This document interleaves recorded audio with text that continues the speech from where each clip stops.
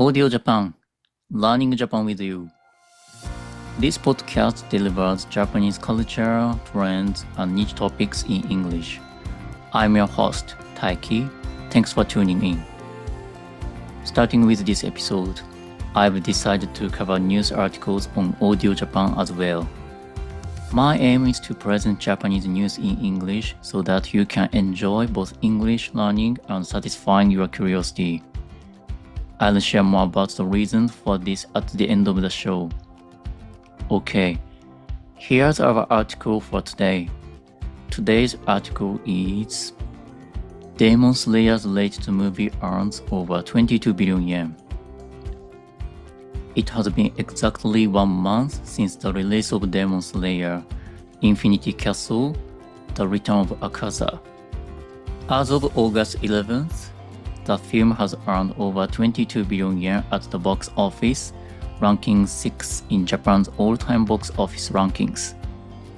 I went to see it myself, and I'm glad I did. When Tanjiro and his companions first stepped into the Infinity Castle, the immersion was incredible, and the fight with Akaza was absolutely breathtaking. Now, let's take a look at an article about the Demon Slayer movie in English. Are you ready? Let's get started. Demon Slayer's latest movie earns over 22 billion yen.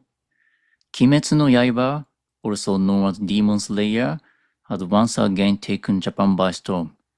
The latest movie, released on July 18th, has earned over 22 billion yen in just a month. Even more impressively, it crossed the 10 billion yen mark in only 8 days, making it the fastest film in Japanese history to reach that milestone.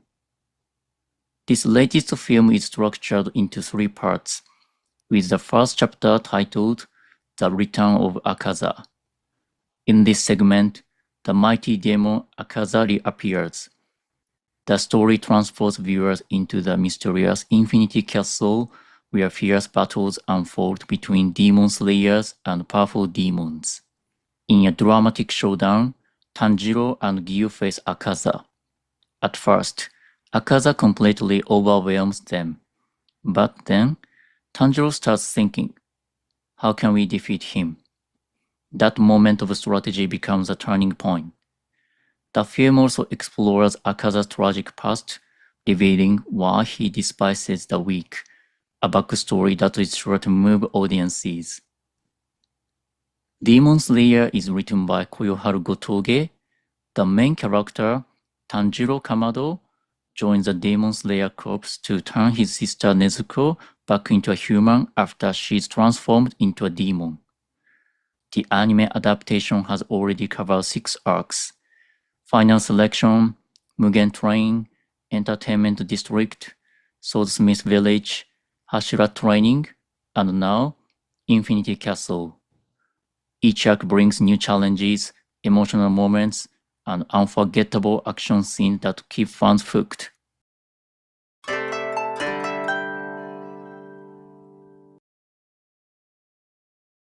Okay, let's review 5 expressions and words from the article.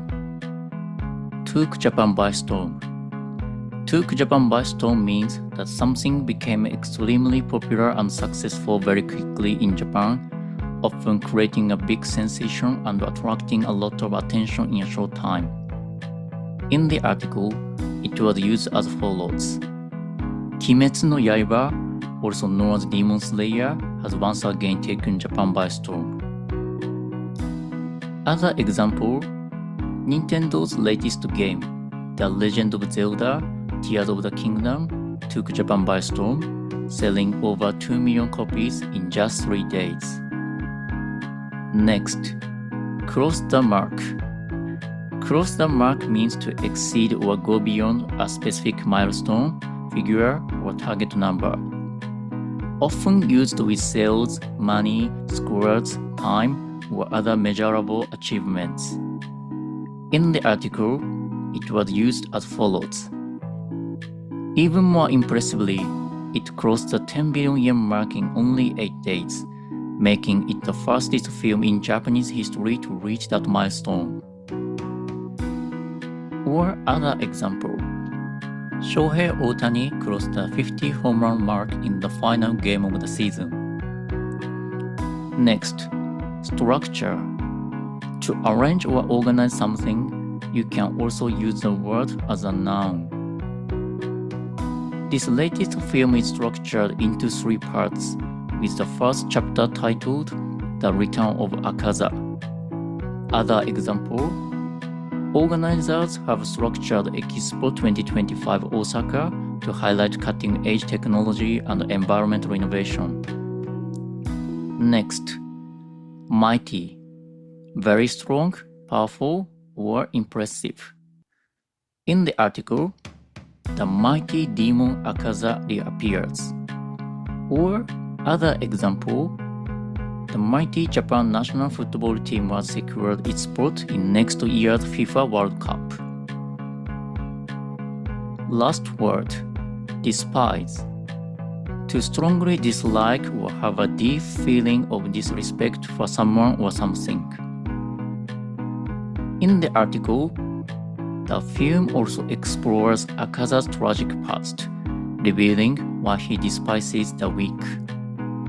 Or other example, sometimes those who openly despise others may actually be hiding deep insecurities of their own. Okay, finally, let's review the expression and vocabulary we covered today. Took Japan by storm. Something became extremely popular and successful very quickly in Japan, often creating a big sensation and attracting a lot of attention in a short time. Cross the mark. To exceed or go beyond a specific milestone, figure, or target number. Structure. To arrange or organize something. You can also use the word as a noun. Mighty. Very strong, powerful, or impressive. Disperse. To strongly dislike or have a deep feeling of disrespect for someone or something.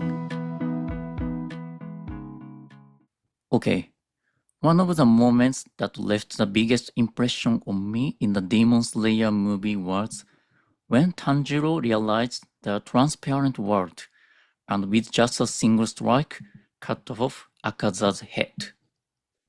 I kept wondering, how could he remain calm and keep thinking, even when he was pushed to the absolute limit? Through Akaza's remark about defined fighting spirit, his conversation with Inosuke, and his flashback of his father, Tanjiro was able to reach the transparent world.